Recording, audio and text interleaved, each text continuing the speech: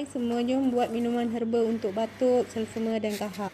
Masukkan daun kaproli ataupun daun bangun-bangun. Masukkan tulsi ataupun kemangi. Masukkan lemon, kunyit halia. Kalau tak ada kunyit hidup, boleh gunakan kunyit serbuk. Tambahkan lada hitam dan cengkeh. Kacau sebati dan biarkan mendidih sehingga 20 minit. Biarkan mendidih betul-betul ya. Sekarang bolehlah tapis. Bila dah suam sikit, bolehlah minum. Boleh minum 2 kali sehari. Untuk kanak-kanak, bolehlah bagi 1 ke 2 sudu makan ya.